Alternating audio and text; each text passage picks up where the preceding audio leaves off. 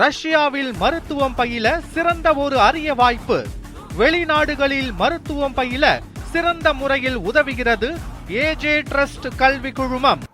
நீலகிரி மாவட்டம் உதகை அருகே உள்ள தனியார் தங்கும் விடுதியில் உணவு சாப்பிட்ட சுற்றுலா பயணிகளுக்கு வாந்தி மற்றும் மயக்கம் ஏற்பட்டதால் 20க்கும் மேற்பட்டோர் சிகிச்சைக்காக மருத்துவமனையில் அனுமதிக்கப்பட்டுள்ளனர். இது தொடர்பாக நமது செய்தியாளர் பிரபு வழங்கும் தகவல்களை கேட்கலாம். வணக்கம் பிரபு, முழுமையான விவரங்களை சொல்லுங்க.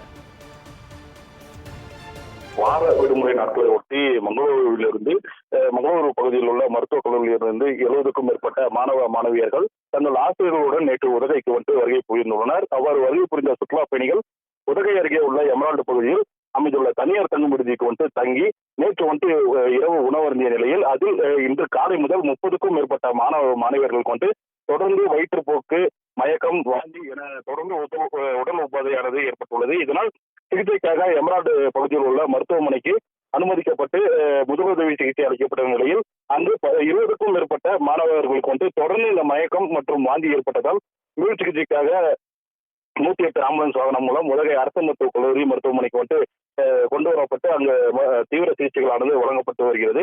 மேலும் இந்த சம்பவம் குறித்து எமரால்டு பகுதியில் உள்ள காவல்துறையினர் வழக்கு பதிவு செய்து அதன் உரிமையாளர்களிடம் தொடர்ந்து விசாரணை மேற்கொண்டு வருகின்றனர். மேலும் இந்த சம்பவத்தால் பெரும் பரபரப்பானது அப்பகுதியில் ஏற்பட்டுள்ளது. விவரங்களை தந்தமைக்கு நன்றி பிரபு.